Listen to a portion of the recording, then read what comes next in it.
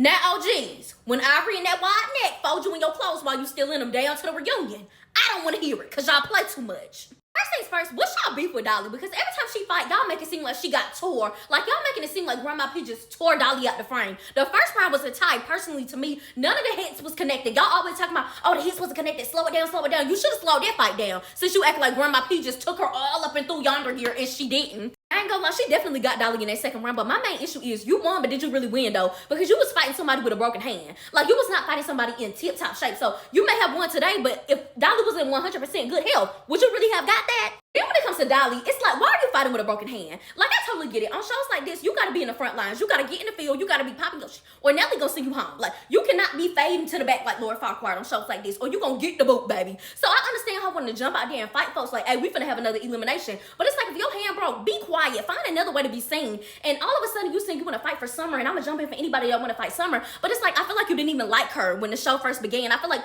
you was in the front lines laughing with Ivory and them at the front, but everybody was jumping on her on the bus. So for you to then switch up and be like, oh, I see the cameras and the lights over there. I see Summer got a storyline. Summer creating storylines.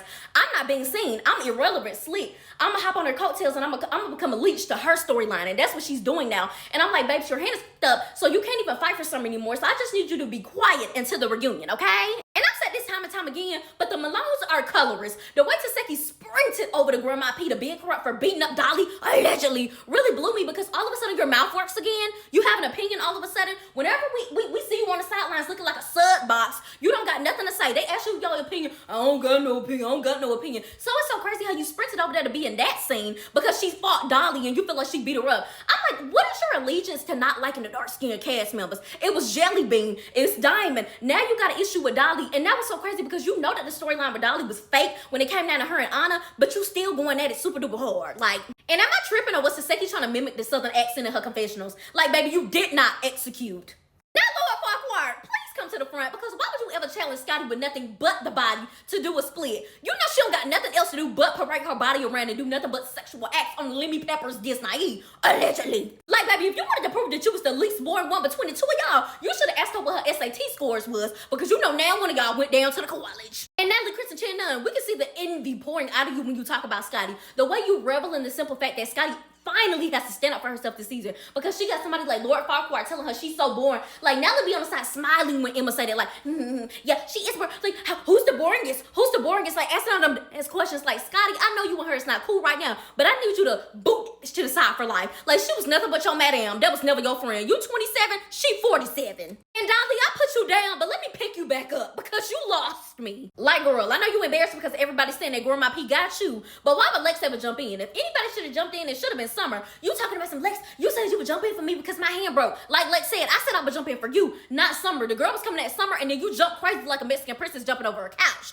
Like, girl, that's not my fault that you wanted camera time in a moment. You got what you got and that's what you deserve, and that ain't got nothing to do with me. And I always find it so appalling how Rolly Rick James Polly is so tired of all the fighting until it's her big bowling ball ass rolling around the house. And I haven't been here for Ivory and her instigating these last 2 episodes, but oh baby was I living for it on this one. Because when they got down to the bus and Big Lex told Grandma P like, hey baby, I already completed you, like DTB said, like, I already knocked you in the yonder, you already sent you up to another galaxy. These are the issues that you want. And for Ivory to be standing in the middle talking about some, you heard that Grandma P, she said you not come with her. And for Grandma P to be sitting over there silent as a rock, I said, oh baby, Stephon don't want to get turned back into Steve Urkel. Also, did y'all peep that Summer got a new outfit this episode? I said, oh baby, she not her rainbow's finest this time. Big Lex, I hate to break the news to you, but baby, that is not your city. Like, I love you down, Big Lex, but the way you got up there with that mic talking about some, yeah, my city, Akron, Ohio, and the whole crowd gave crickets. It gave Gucci Louis Prada, pop them tags, pop them tags. It gave middle of the mall performance. And I know a lot of people think that I hate Miss Wideneck Ivory, but it's actually the complete opposite. Like, I actually have a lot of love for the girl, and I think she has a bright future. Like, when she showed up to the club with her shirts and with the shirt on saying Big Ivory, I was like, yes, this is marketing, babes. I'm a PR girly, I understand. So when she showed up to the club, and I'm like, if y'all, all y'all got is club performances, y'all don't go nowhere else. This is the place you market yourself, Ivory. And she did correct. Like, all the other girls, her and DTP, they get it. Like, Diamond gets it, Ivory gets it. I'm gonna show up to the club with my shirt on, with my face on it, and I'm I'm gonna hold it up in the air and I'm gonna be selling them outside. I don't care if it's $1, $2, $3, $4, $5, like giving specials. I'm gonna let the girls know who I am. Like, even if them people in the crowd didn't know who Big Ivory was, it's like, hey, Shawty got her face on the shirt. She's somebody. I see these people in this group, these 5 people over here yelling her name. Like, who is that? Now after this, I'm gonna be yelling her name in the club. And after this, I'm gonna go search that girl up, see who she is. And I'm saying, that's how you do it, Ivory. Get out of your circumstance. Don't put yourself in a box. Don't make it so you gotta stay there forever. And a lot of people don't understand that a lot of these girls are fighting for their life. They fighting and knocking people upside the head for no absolute reason, because that's the only way they know how to live. And we get her out of this type of circumstance, maybe her neck may unwide. I don't know. Also, I actually gained a lot of points for Dolly because she actually apologized to Big Lex and was like, hey, I was doing too much. You don't want to get in the field. That ain't had nothing to do with you. Like, I'm going to let that be. And a lot of the girls don't know how to do that. So I was like, you know what, Dolly? I feel like you deserve another season outside of being Summer's flunky. And maybe we can see who you truly are. And I just know I didn't hear Laura Farquhar say the Hun Jazz is just too real. And that's why the girls want them to go home. Like, bitch, we ain't even seen your personality enough to even know if you real or fake. Also, Rolly, I may not like you, but you look good in that green wig. And the other day, somebody had asked me, like, why do y'all love DTB so bad? Baby, we love DTB because she's real. When Natalie asked her, like, hey, from the new girls, who do you want to go home? She said, you know what? I'm looking over here, but let me pause. I'm going to go over to your side because I know you be acting like these celebrity guests are so important, but bitch, I should go home. That's the bitch that's spitting like a llama. She spit on me like 40 times. She started with me for no reason because Biggie wasn't here, essentially. And she's mad because I said that when I gave her a compliment, she didn't accept it properly. So now she wants to fight me, and we were a tie. And essentially, if it would have been toe up to toe up, I would have tore that up. So you know what? I pick her, and I just go home. I'm gonna get on my private jet with Stewie, and we gonna ride out like, girl, please, you don't want that. You're scary. You not about that. Like, we see you get beat up like 50, 11 times down to the ATL. Move out the way. So Diamond said, you know what? I got her. Let me move out the way. I'm gonna turn to this side. You know what? Emma should go home. Emma's not doing anything. We haven't heard much from her. The bitch is boring.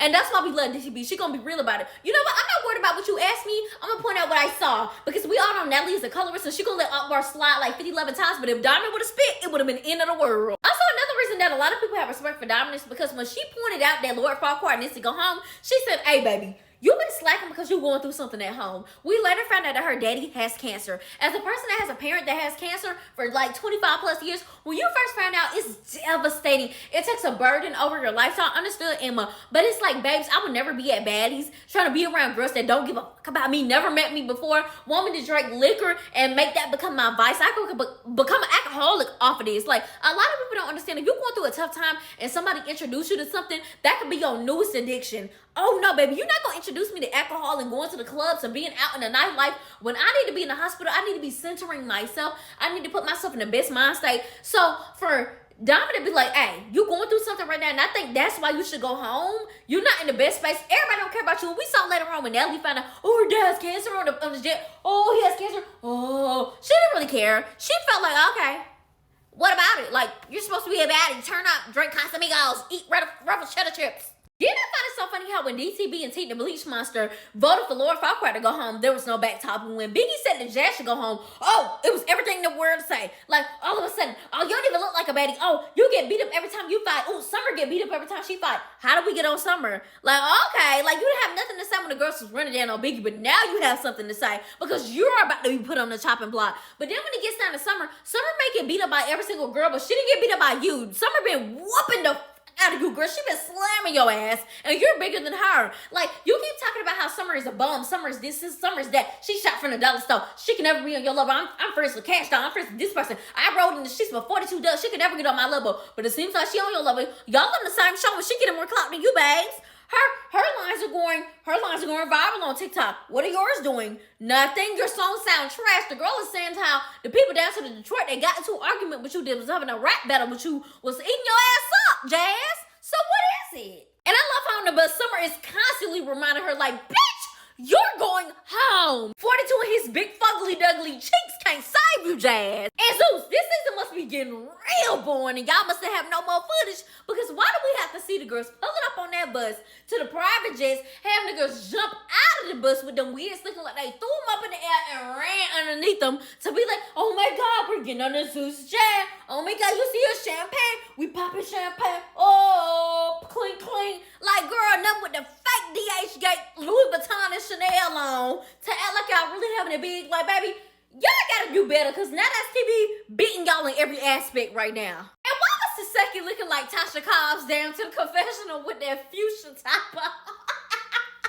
And see, Crimson Chin, that's what you get. You thought that was so funny to have Big Ivory and Big Lex in the same room, but now Big Ivory finna fold you in your clothes while you still in them down to the reunion. That's what you get.